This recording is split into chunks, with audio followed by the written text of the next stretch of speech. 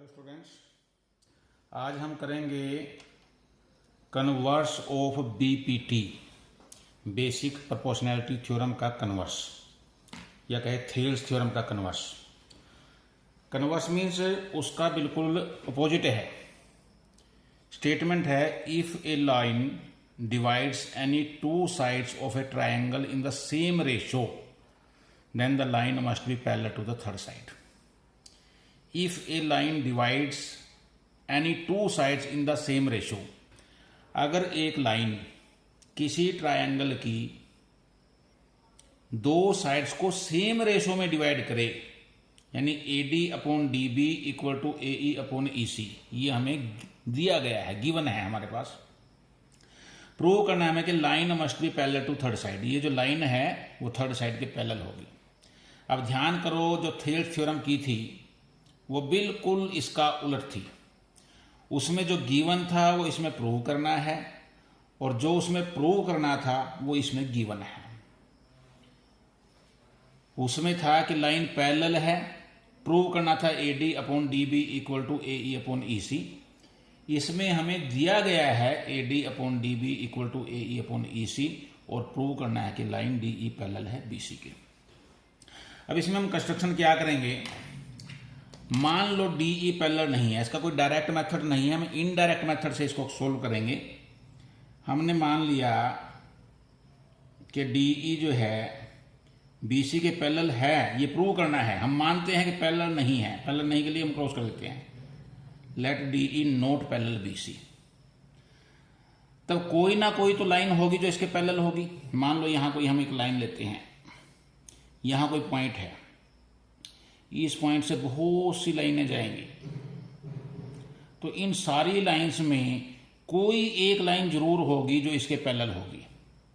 तो अगर हमने सपोज कर लिया कि DE पैरेलल नहीं है BC के, तब भी D से कोई ना कोई लाइन जरूर होगी जो BC के पैरेलल होगी।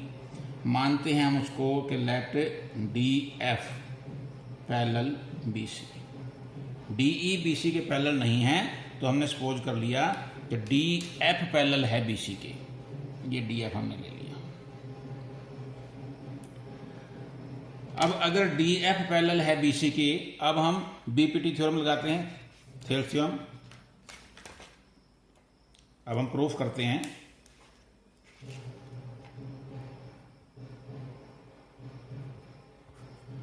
अब DF इसके पैरेलल है, ये मान के चलो कि फिगर इस तरह है से है।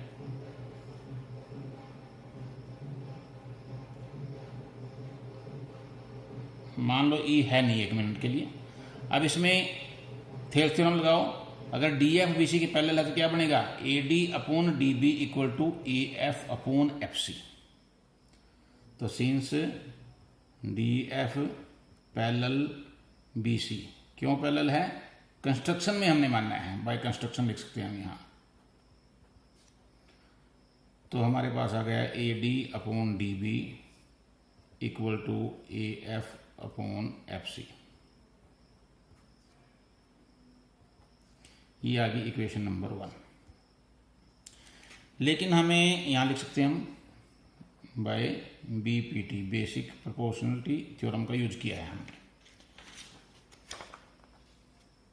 But AD/DB equal to AE/AC, ये हमें पता है।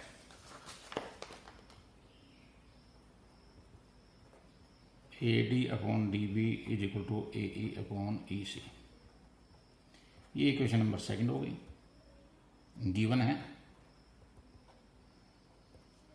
From equation 1 and 2।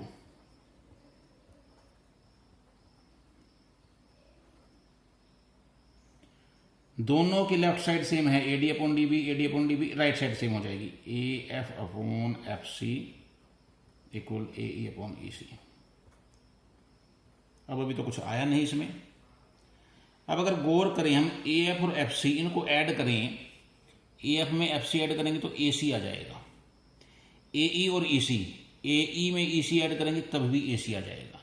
यानी अगर किसी तरह से इन दोनों ऐड हो जाए तब दोनों तरफ AC आएगा, उसको हम कैंसिल आउट कर सकते हैं।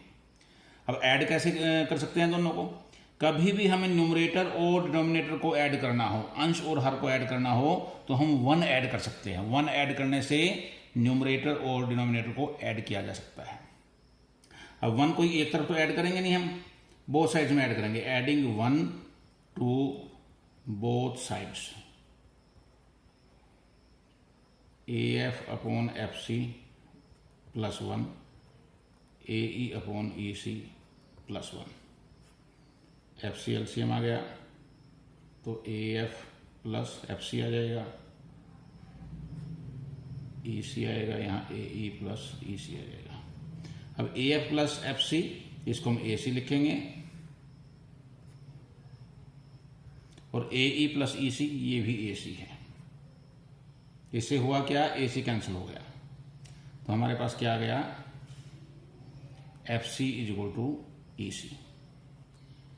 अब इस पे गौर करो, ये FC है, ये EC है, क्या ये दोनों इक्वल हो सकते हैं? ये तो एक ही कंडीशन में इक्वल हो सकते हैं कि किसी तरह से F सरक के E पे आ जाए या E F पे आ जाए, यानी दोनों मिल जाए, दोनों एक हो जाए। तो this is possible only if, ये तभी पॉसिबल है जब F एंड E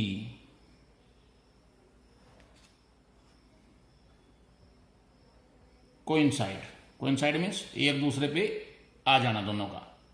और अगर F और E मिल गए तो फिर क्या हो जाएगा, फिर जो हमने DF माना था, जब F E की जगह आ गया तो DF तो DE बन गया। इन दिस केस DF क्या होगा, will be DE, DF he DE होगा। और अगर DF DE हो गया तो देयरफॉर हम क्या कहेंगे, DE पैरेलल है BC के।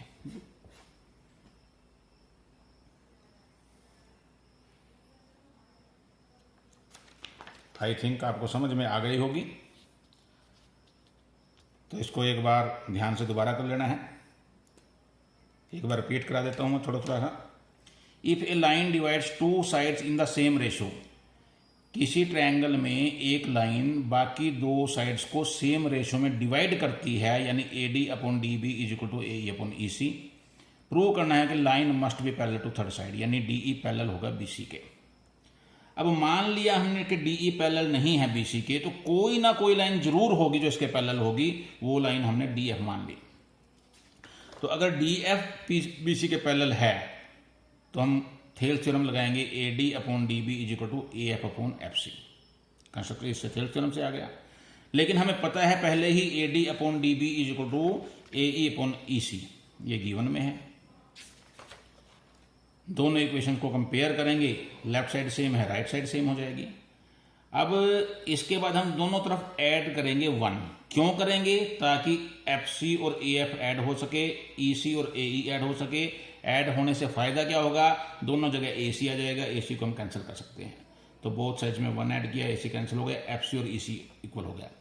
FC और EC इक्वल तभी हो सकते हैं जब F और E किसी तरह से एक ही पॉइंट पे आ जाए।